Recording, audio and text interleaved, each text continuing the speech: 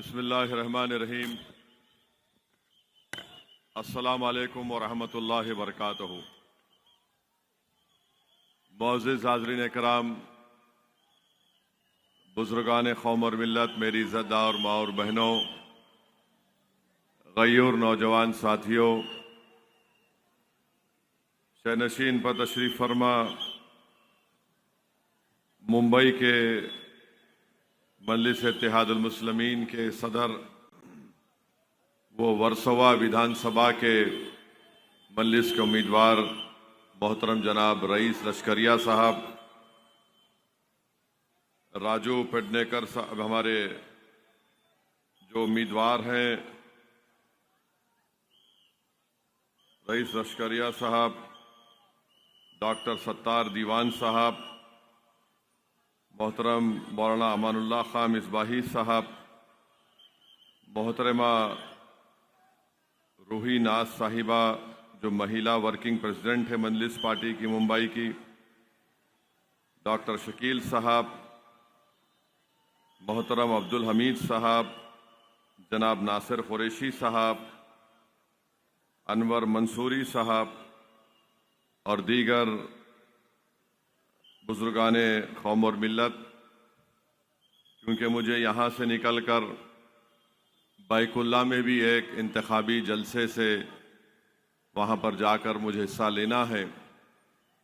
मैं आप तमाम हजरात से अपील करने आया हूँ कि 20 नवंबर के दिन आप ज़रूर निकलकर अपने एक वोट का इस्तेमाल करिए और आपकी जमात मजलिस इत्तेहादुल मुस्लिमीन के उम्मीदवार वर्सोवा के जनाब रईस लश्करिया साहब को आप यहाँ से अपना नया विधायक मुंतखब करिए। मेरे अजीज़ दोस्तों और बुज़ुर्गों, आज 11 नवंबर है और पूरे भारत में बहुत सी रियासतों में, प्रदेशों में, क्योंकि 11 नवंबर के दिन मौलाना अबुल कलाम आज़ाद की पैदाइश का दिन है, जो हमारे मुल्क के पहले एजुकेशन मिनिस्टर या तालीम के मंत्री थे। मैं आपको याद दिलाना चाहता हूं कि मौलाना अबुल कलाम आज़ाद ने इस मुल्क की आज़ादी के लिए बहुत सी कुर्बानियाँ दी। कई मर्तबा जेल की सोबतों को बर्दाश्त करना पड़ा। उन्होंने कोलकाता से अल हिलाल अखबार को शुरू किया, उसको अंग्रेज़ों ने बैन लगा दी। कलकत्ता से उनको अंग्रेज़ों ने कहा कि कलकत्ता छोड़कर तुम चले जाओ, तो मौलाना को कलकत्ता छोड़ना पड़ा। कम उम्री में उन्होंने बहुत से कारनामे अंजाम दिए। जेल में थे तो तर्जुमा कुरान शरीफ का तर्जुमा उन्होंने किया। मेरे अजीज़ दोस्तों और बुज़ुर्गों, मगर मैं आपको एक तल्ख़ हकीकत भी याद दिलाना चाहता हूँ। मौलाना अबुल कलाम आज़ाद ने एक किताब लिखी थी, इंडिया विंस फ्रीडम। मैं ये बात इसलिए आपके सामने कह रहा हूं ताकि आप मजलिस की जो ये सियासी कोशिशें हैं और जो दुनिया असदुद्दीन ओवैसी को दीवाना कहती है या जो कुछ भी बातों से मुझे नवाजती है, आपको समझ में आएगा कि हमारी सियासत क्या है अभी और हम क्यों चुनाव लड़ते हैं। हम क्यों ये कहते हैं कि भारत में अगर सब समुदायों की एक पॉलिटिकल लीडरशिप है तो सबसे बड़ी अक़लियत इस देश में मुसलमान हैं, उनके भी एक पॉलिटिकल लीडरशिप होनी चाहिए। मौलाना आज़ाद अपनी किताब इंडिया विंस फ्रीडम में लिखे, जिसको उन्होंने वसीयत की थी कि मेरे मरने के 30 साल के बाद इसको अवाम में लेकर आना। मौलाना आज़ाद लिखते हैं अपनी किताब में कि मैं भारत के पार्टीशन के खिलाफ था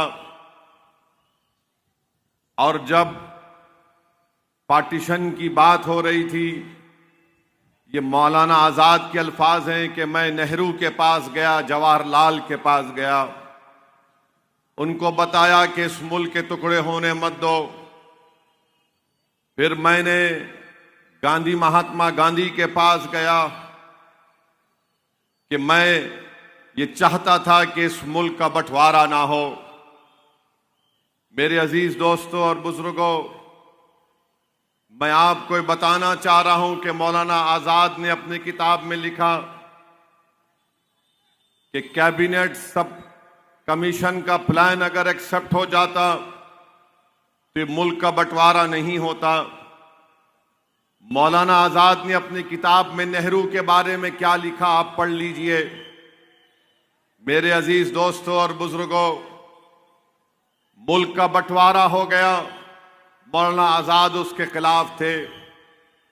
मौलाना आज़ाद लिखते हैं कि जब संविधान बनाने के लिए कॉन्स्टिट्यूएंट असेंबली बनाई गई तो उस कॉन्स्टिट्यूएंट असेंबली में मुसलमानों के लिए एक अलहदा इलेक्टोरेट था जिसको खत्म करके रख दिया गया। और फिर उसके बाद उस वक्त रिजर्वेशन मिलता था, तहफुजात, आरक्षण मिलता था मुसलमानों को। मौलाना लिखते हैं कि ये कॉन्स्टिट्यूएंट असेंबली मेरे लिए और मौलाना हिफ्जुर रहमान के लिए एक नई कैद बनकर रह गई। आज़ाद लिखते हैं कि मैं जब कभी भी रिजर्वेशन की बात उस कॉन्स्टिट्यूएंट असेंबली में उठाता तो उस वक्त कांग्रेस पार्टी में एक तजम्मुल साहब थे और एक मोहतरमा अजीजुल कुछ नाम था मोहतरमा का। वो फौरन खड़े होकर बोलते, ये देश के हित में नहीं है रिजर्वेशन। यहां से आप मेरी एक एक बात को गौर से सुनो और याद रखो, तभी आपको असदुद्दीन ओवैसी की सियासत समझ में आएगी, मजलिस की जुदत समझ में आएगी। जब मौलाना हिफ्जुर रहमान और आज़ाद रिजर्वेशन की बात करते तो कांग्रेस पार्टी से ही कोई खड़ा होता था, तजम्मुल और एक अजीजुल मोहतरमा नाम थी उनका। नहीं नहीं, देश के हित में नहीं चाहिए हम मुसलमानों को रिजर्वेशन। मौलाना आज़ाद को मजबूरन कहना पड़ा कि यह कॉन्स्टिट्यूएंट असेंबली मेरे लिए एक दूसरी नई कैद बन चुकी है। फिर उसके बाद पार्लियामेंट में जब संविधान बन रहा था तो कमेटी थी, उस कमेटी में मुसलमान मेंबर थे और जब उस कमेटी के सामने मुस्लिम आरक्षण का मसला आया तो जितने मुसलमान उस कमेटी में बैठे हुए थे सब खामोश बैठ गए, कोई एक लफ्ज नहीं कहा। और ये कैसे मालूम होता है कि एम मुंशी के कागजात आप पढ़ेंगे तो आपको मालूम होगा कि उस वक्त के जो मुसलमान आरक्षण की कमेटी में थे वो खामोश हो गए, मुस्लिम आरक्षण के बारे में बात नहीं किया। मेरे अजीज दोस्तों और बुजुर्गों, मौलाना आज़ाद लिखते हैं कि मैं जब दूसरी मर्तबा कांग्रेस का सदर बना तो मुझे इस्तीफा देना पड़ा। और इसलिए इस्तीफा देना पड़ा क्योंकि मैंने नेहरू से कहा था कि कैबिनेट प्लान को मंजूर कर लो, नेहरू ने उसको मंजूर नहीं किया। आज़ाद लिखते हैं, बल्कि तारीख बताती है आपको कि गांधी ने कहा नेहरू से कि एक ऐसे मुसलमान को कांग्रेस का सदर बनाओ जो हमारी बात को सुनेगा।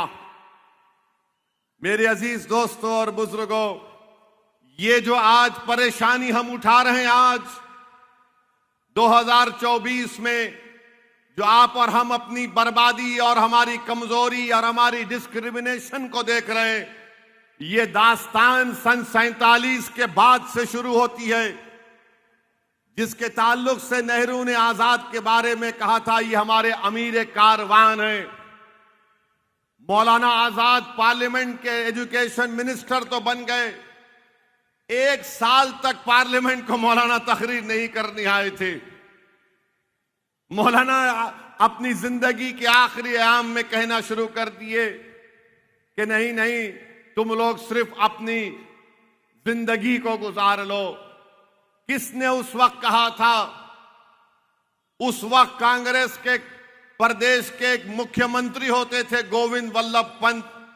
उन्होंने कहा था कि मुसलमानों को अपनी वफादारी साबित करना पड़ेगा। आज 2024 में हमसे यही कहा जाता है कि भारत की सबसे बड़ी अल्पसंख्यक समाज मुसलमान है, उसको अपनी वफादारी साबित करो। आप जानते नहीं होंगे नौजवानों, उस वक्त 1950 के दहे में कश्मीर में हजरत बल में नबी करीम सल्लल्लाहु अलैहि वसल्लम के मुंह मुबारक की ताल्लुक से एक वाकया हो गया।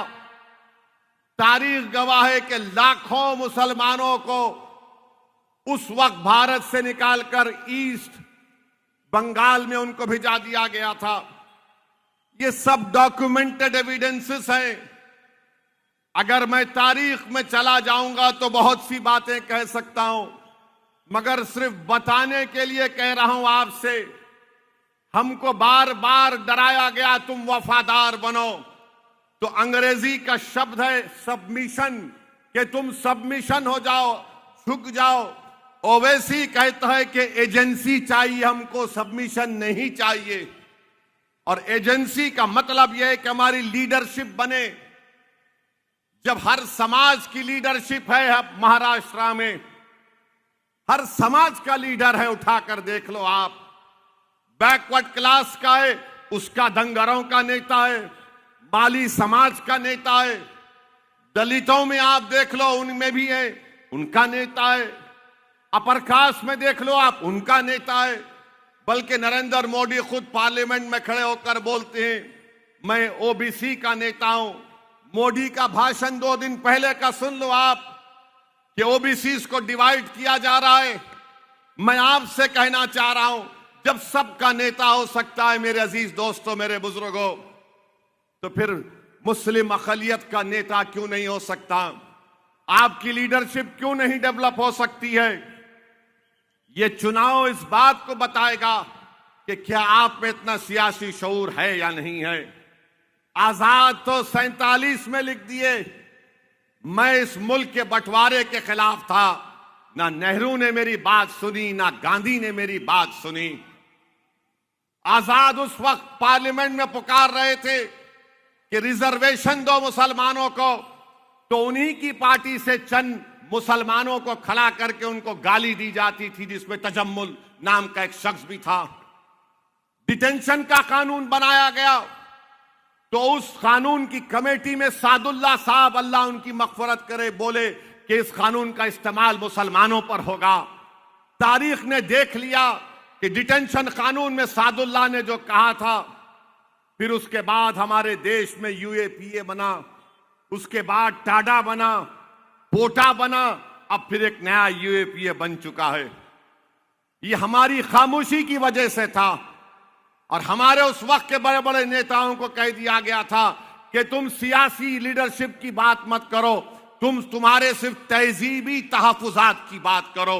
ओवैसी और मंजलिस ये कहती है कि सियासी ताकत तुम्हारे पास जब होगी, सियासी नेता तुम्हारे पास जब होगा, सियासी एमएलए जब तुम्हारे पास होगा, तो तुम्हारी तहजीब की हिफाजत होगी, तुम्हारी इबादत गाहों की हिफाजत होगी। बगैर सियासी लीडरशिप के ना तुम्हारी तहजीब की हिफाजत होगी, ना तुम्हारी जबान की हिफाजत होगी, ना तुम्हारी जान की हिफाजत होगी। इसीलिए हम मंजलिस से कहती है कि लीडरशिप बनाओ। और कोई कहेगा कि नहीं वो हारून है, अरे वो हारून कह का हारून है, वो कुछ नहीं बोल सकता अपनी पार्टी में, वो रबर स्टैंप बन के रहेगा वहां पर। आपके लिए कोई लड़ने वाले की जरूरत है। उस वक्त आजाद को चुप कर दिया जाता था। 1947-49 में जब आजाद रिजर्वेशन की बात करते थे, आज ओवैसी खड़े होकर ट्रिपल तलाक के बारे में बोलता है, तो हमको भी दबाने की कोशिश की जाती है, मगर हम दबने वालों से नहीं है।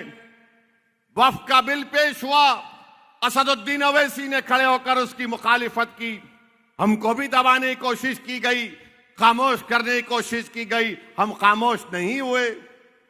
CAA का कानून लाया गया, पूरी पार्लियामेंट के सामने मैंने उस कानून को फाड़ दिया। उसका नतीजा यह निकला कि 2022 उत्तर प्रदेश के चुनाव में किसी एक मुकाम पर जब हमारी गाड़ी टोल गेट पर रुकी तो जालिमों ने हम पर 6 गोलियां चलाई। खैर अल्लाह का करम था कि अल्लाह ने मुझे नबी करीम सल्लल्लाहु अलैहि वसल्लम के सदक़े तुफैल में बचा लिया। जिंदगी है, कभी खत्म होगी, सबको इस दुनिया से जाना है। मगर याद रखो, जब आजाद ये कह रहे हैं तो ये तमाम ये जो हारून है या जो दूसरी पार्टी में जो बड़े बड़े लोग अपने आप को बड़ा सेकुलर बताते हैं, अरे आजाद को बोलने की इजाजत नहीं थी। गांधी ने नेहरू को खत लिखकर कहा था, अब ऐसे आदमी को सदर बनाओ जो हमारी बात सुन सके। मुझे याद आ रहा है, मुंबई के एक मशहूर स्कॉलर थे अब्दुल गफूर नूरानी साहब। मैं बड़ा करीब था नूरानी साहब से, अल्लाह उनकी मग़फ़रत करे। हालिया 1 महीना 2 महीने पहले इंतकाल हो गया नूरानी साहब का।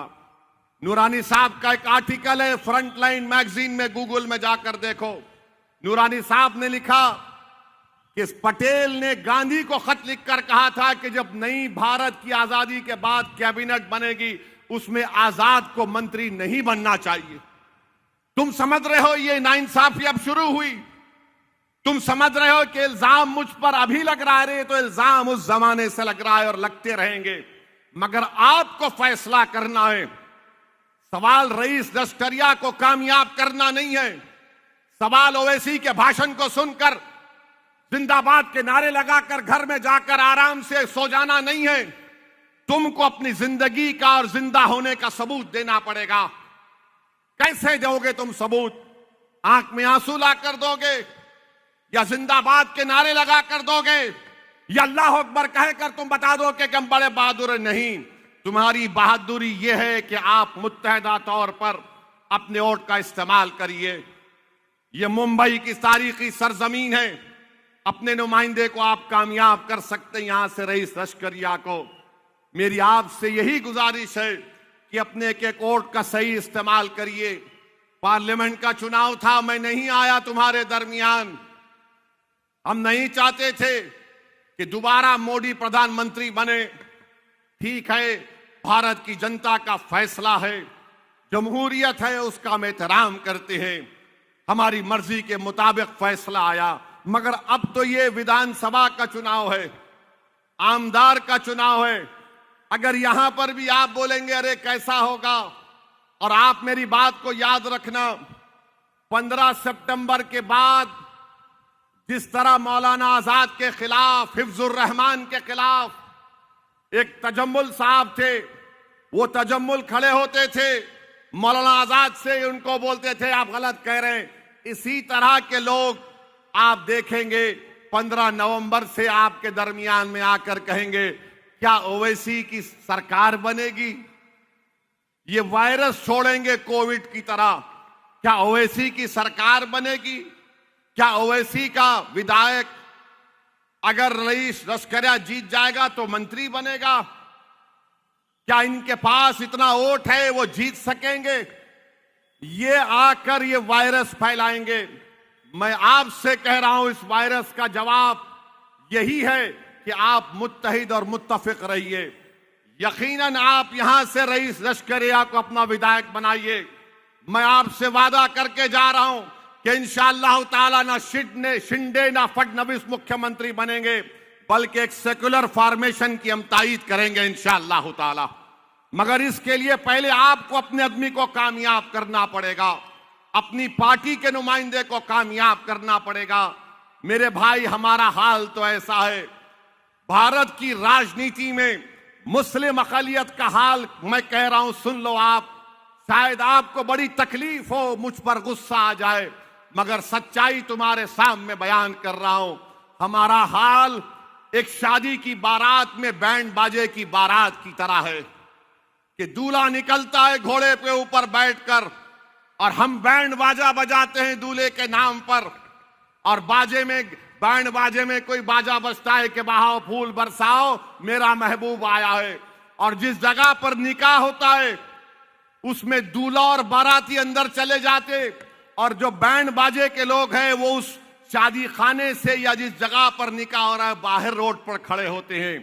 हम 70 साल से यही कर रहे हैं, दूसरों का बाजा बजा रहे हैं, दूसरों के लिए नाच रहे हैं, मगर जब हमको बताया जाता है कि देखो तुम्हारे पास तुम्हारे घर नहीं है, तुम्हारा बच्चा जेल में है, तुमको इंसाफ नहीं मिल रहा है, तुम्हारे इलाके में पीने का पानी नहीं है, अस्पताल नहीं है, तो क्या बोलेंगे आप?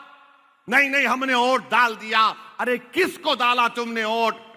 अगर 70-75 साल पहले आजाद से इस तरह का सलूक किया गया था, वो कुछ नहीं कर सके इन जालिमों के सामने।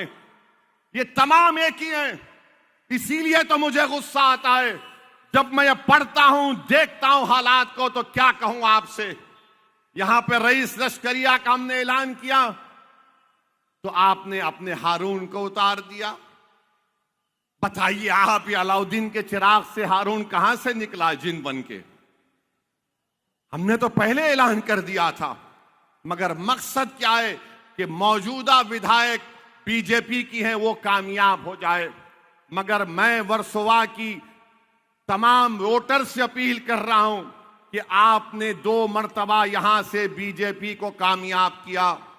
यहां पर पीने के पानी का एक बहुत बड़ा मसला है, गवर्नमेंट का स्कूल नहीं है, म्युनिसिपैलिटी का अस्पताल नहीं है।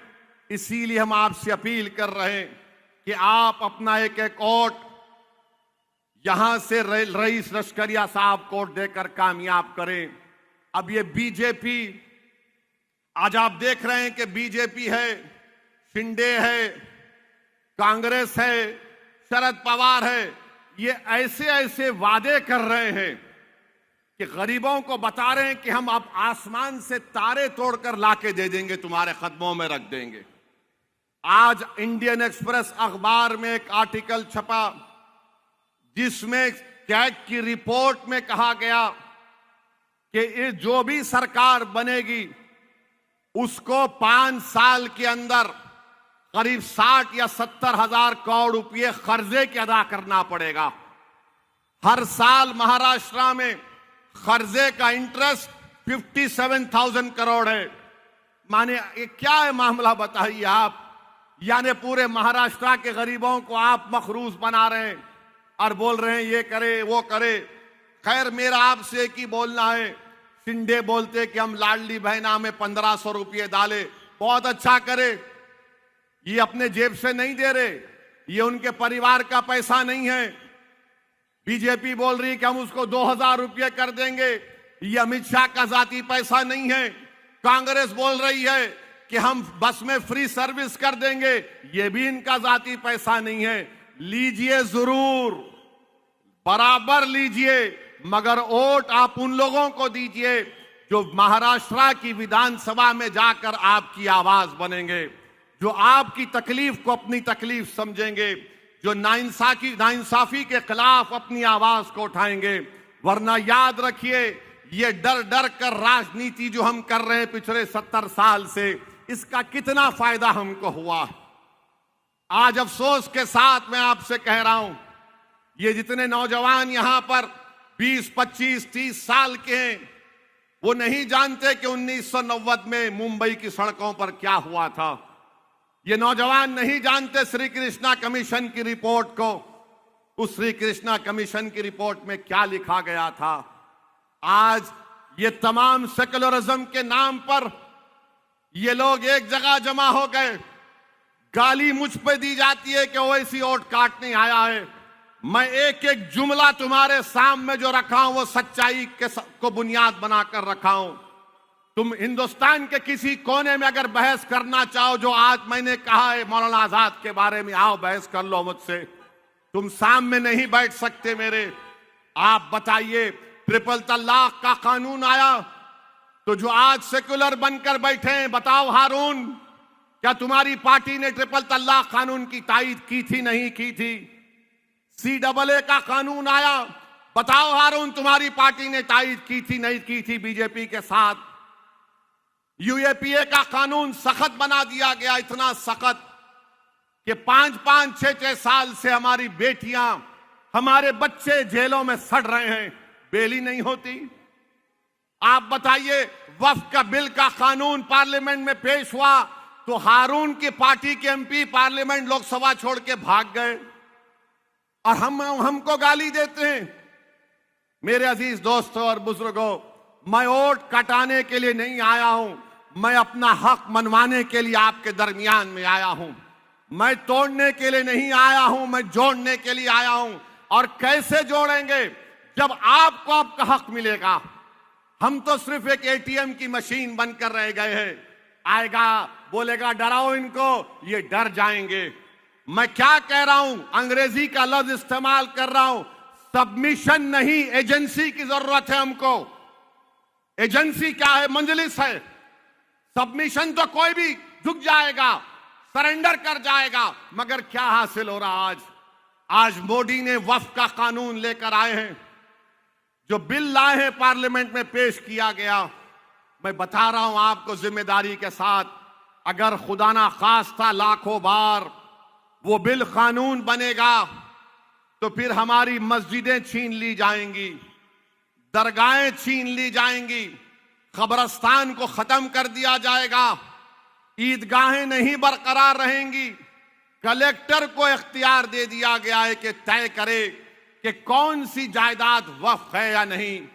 कल जाकर कोई हाजी अली दरगाह के बारे में कहेगा कि लाओ, कमेटी से पूछा जाएगा कि हाजी अली दरगाह के कागजात कहां हैं, क्योंकि इस बिल में वक्फ बा यूजर को खत्म कर दिया जा रहा है।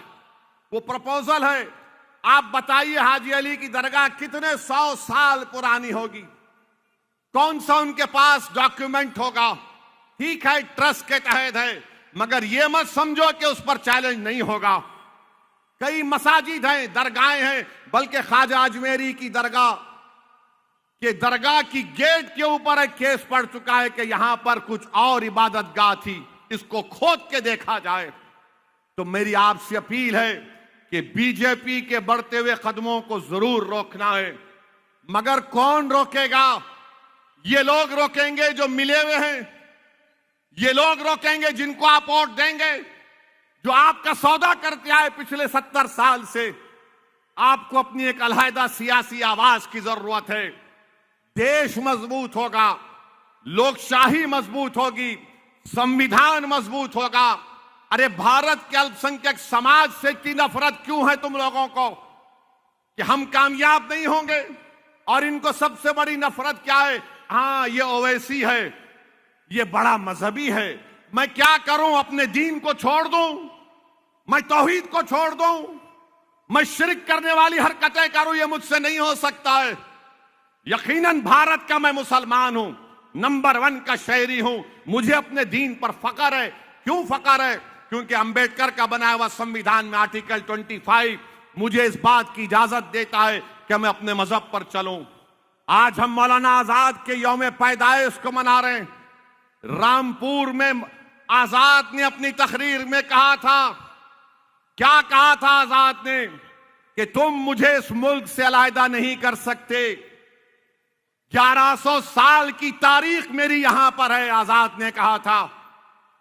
आजाद ने उस वक्त रामपुर के अपने जलसे में अपनी तकरीर में कहा था कि 1100 साल की तारीख यहां पर मेरे मुल्क में है, मैं इस तारीख से तुम मुझे अलहदा नहीं कर सकते।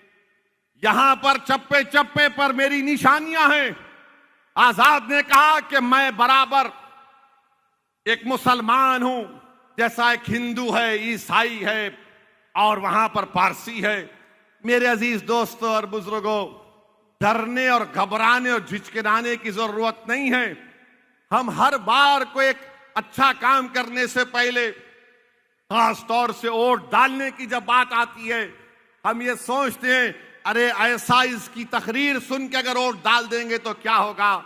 मैं आपसे पूछना चाह रहा हूं, बताओ तुमने क्या हासिल किया 60 साल में? मेरे पास कोई जादू की छड़ी नहीं है, मैं मानता हूं। मेरे पास कोई ऐसी दवा नहीं है कि पूरी बीमारियों का इलाज हो जाए एक ही वक्त में, मगर मैं ये कह रहा हूं कि तुम शुरुआत करो ताकि हमारी जिंदगी में जो हम नुकसान उठाए ये बच्चे नहीं उठाएंगे अपनी जवानी और अपने बुढ़ापे में। हम उनके लिए कोशिश करना है। अगर आज तुम कोशिश नहीं शुरू करोगे तो कब करोगे? याद रखो, आपके वोट की कीमत उसी वक्त होगी जब आप अपने वोट को अपने पसंद के उम्मीदवार को डालेंगे। मगर अगर आप डर के डालेंगे, अरे मोदी से मत डरो, अल्लाह से डरो, किसी से डरने की जरूरत नहीं है आपको। आज ये बीजेपी का देवेंद्र फडणवीस बोलता है मेरा नाम लेके औरंगाबाद में, सुन ले ओवैसी। क्या कहता है फडणवीस? जिहाद की बात करता है। वोट जिहाद होता है, हमको मालूम बताया गया लव जिहाद होता है, फिर बोला गया लैंड जिहाद होगा, फिर बोला गया जॉब जिहाद होगा, अब कह रहे हैं वोट जिहाद होगा। अरे देवेंद्र, तू अयोध्या की सीट तेरी पार्टी हार गई, कौन सा तेरा जिहाद था वहां पे? बोल, कैसा हार गए तुम लोग वहां पे? कौन हराया तुमको वहां पे? तुम लोग यहां पर हार गए, मुंबई में कई सीट तुम हार गए, वो क्या था बोलो? मोदी की मेजॉरिटी कम हो गई बनारस में, वो क्या था बोलो? मगर मकसद क्या है बीजेपी का? इनको डराओ। 75 साल पहले भी ऐसा डराया जाता था, अब वही चीज को इस्तेमाल कर रहे हैं, इनको डराओ। सुन लो देवेंद्र फडणवीस, तुम्हारे मोदी अमित शाह के ये जुमलों से हम डरने वाले नहीं हैं। वो जमाना चले गया डरने वालों का। अब हम लड़ेंगे, सीना तान कर अपना हक मनवा कर रहेंगे। तुम क्या कर सकते? या तो तुम गोली चला सकते, या तुम जेल में डाल सकते। अरे हर आदमी अपनी जिंदगी और रिस्क और इज्जत लिखा कर इस दुनिया में आया है। बाबा सिद्दीकी को गोली मार दिए, कौन मारा अब तक नहीं बता पा रहे। वो जाके कोई सुना यूपी से किसको पकड़ कर लेकर आए, एक छोटे को। अरे दिमाग कौन है बताओ? क्यों मारी गई गोली उसको बताओ? कैसे कोई आकर गोली मार के चला जाता है 3 वक्त के एमएलए को? वो क्या था बताओ फिर? वो कौन सा नाम दोगे तुम उसको बताओ? नहीं, अब वो ऐसी सुन ले। अबे तू सुन ले मेरी बात को। अब तुम होंगे देवेंद्र फडणवीस, तुम फडणवीस हो इसलिए तुम मुझसे कह रहे हो। अरे मैं किसी के पैर के पास बैठकर भीख नहीं मांगता, मैं अल्लाह की बारगाह में सर झुकाकर दुआ करता हूं। भीख मांगूंगा मेरे रब से जो जमीन आसमान का खालिक है। मेरे मुकद्दर में कामयाबी है तो कोई माइका लाल उसको नहीं रोक पाएगा इंशाअल्लाह ताला। ये बार बार डराते हैं, गोली मारेंगे, जेल को डालेंगे। डालो ना बाबा, कौन तुमको रोक रहा है? हम तो हर हाल में इस दुनिया में आए तो जाएंगे एक दिन, तुम भी जाओगे, मैं भी जाऊंगा। कोई यहां पर जीने नहीं आया है, बल्कि हम तो दुआ करेंगे कि नरेंद्र मोदी, अमित शाह, देवेंद्र फडणवीस को अल्लाह 125 साल की उम्र दे। आमीन बोलो। अब क्या बोलेंगे बोलो? और हमारे को अल्लाह ऐसी मौत दे कि हम सीना तान कर बातिल ताकतों से मुकाबला करें, और अल्लाह हमको उस वक्त उठा ले, और हमारे लबों पर कलमा शहादत हो, उस वक्त अल्लाह हमको उठा ले।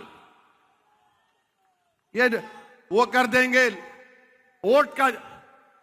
वोट का जिहाद हो रहा, कहां पे हो रहा वोट का जिहाद? और इलेक्शन कमीशन क्या नींद की गोली खा के सो गया है क्या? अगर वही बात ओवैसी कहता, अगर वही बात मैं अपने भाषण में कह देता, तो अब तक मुझे अरेस्ट करके केस बुक करके पूरे मीडिया के लोग सुबह 6 बजे से रात के 12 बजे तक मुझे दूल्हा बना देते कि ओवैसी का भड़काऊ भाषण आ गया, ओवैसी ने ऐसा कहा। एक एक एंकर, एक एक मैडम, एक एक जेंटलमैन टीवी पे आके पूरा ज्ञान बांटते। ये इसकी आइडियोलॉजी मिलती है उन लोगों से, सरहद पार के लोगों से, वो फुला से मिलती है। ये जो बोल रही है कौन सी आइडियोलॉजी है बताओ? रेडिकलाइजेशन कौन कर रहा है? फडणवीस नहीं कर रहा है तो कौन कर रहा है बताओ? मगर बीजेपी इस चुनाव को हिंदू मुस्लिम करना चाहती है, क्योंकि मोदी के पास दिखाने को कुछ नहीं है, बीजेपी पे पास दिखाने को कुछ नहीं है। आज महाराष्ट्र में बीजेपी बड़ी परेशान है। अब फडणवीस को डर लग रहा है कि मेरा क्या होगा। वो एक पिक्चर आया था ना मशहूर बहुत, उसका एक बड़ा डायलॉग था कि तेरा क्या होगा फडणवीस बोलना पड़ेगा आप। इनको उसकी पड़ी हुई है। मेरे अजीज दोस्तों और बुजुर्गों, मैं आपको बता रहा हूं, मेरी बात को यकीन करिए और डालो मेरे भाई, जीत हार होते रहेगी, मगर क्या कोई भी आलीशान इमारत रातों रात बन जाएगी? जो काम आप और हम करेंगे हमारी आने वाली नस्लों के लिए कर रहे हैं, बल्कि ये देश के हित में है कि हम जमहूरियत को अगर मजबूत करना चाहते हैं, संविधान में और भरोसा पैदा करना चाहते हैं, जब सब समुदायों का लीडर है, आपका लीडर क्यों नहीं है? मैं सलाम करता हूं महाराष्ट्र के मराठाओं को कि उन्होंने एक दुबले पतले शख्स जरांगे पाटिल को अपना नेता बना दिया, और जरांगे पाटिल जो बोलता है उसका समाज उसकी बात को सुनता है। जरांगे पाटिल ने कहा कि सफाया कर दो सबका इलेक्शन में, उसका समाज तैयार हो गया।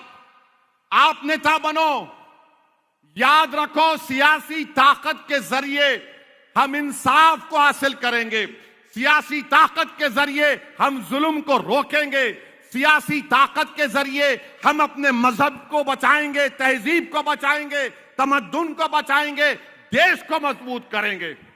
वरना याद रखो ऐसे लोग इस वैक्यूम को फिल कर लेंगे जो जमहूरियत पर भरोसा नहीं करते। मैं जो कुछ कह रहा हूं जमहूरियत को, डेमोक्रेसी को मजबूत करने के लिए आपसे कह रहा हूं। बहरहाल मेरे अजीज दोस्तों और बुजुर्गों, आप तमाम का बेहद शुक्रिया। मेरी आपसे एक ही गुजारिश है कि आप रईस लश्करिया साहब को यहां से अपना उम्मीदवार हैं मजलिस इत्तेहादुल मुस्लिमीन के, आप इनको वोट दें, इनको अपना नया आमदार बनाएं, ताकि वो वर्सोवा विधानसभा में हर समाज के लिए काम करेंगे। जो लोग हमारे हिंदू भाइयों से अपील कर रहा हूं, हमारे सिख भाइयों से बता रहा हूं, मैं किसी समुदाय का खिलाफ था, ना कभी हूं ना रहूंगा इंशाअल्लाह ताला। मेरी लड़ाई इंसाफ की है। मैं ये कह रहा हूं कि सबको उसका हिस्सा मिलना चाहिए। आप सिर्फ हमको वोट डालने वाला बनाकर रख दिए हैं, डराया जाता है हमको। अरे कब तक डरेंगे मेरे अजीज दोस्तों बुजुर्गों, आगे बढ़िए पूरे हिम्मत और हौसले के साथ। 20 नवंबर के दिन आप मंजलिस का जो इंतखाबी निशान है, ईवीएम की मशीन में 11 नंबर पर रईस लश्करिया साहब का नाम है। आप पतंग के निशान पर बटन दबाकर अपने इत्तेहाद को, भारत की जमहूरियत को, भारत के संविधान को मजबूत करिए। बहुत बहुत शुक्रिया। वाखिरु दावाना अल्हम्दुलिल्लाहि रब्बिल आलमीन। एबीपी माझा, उघडा डोळे बघा नीट।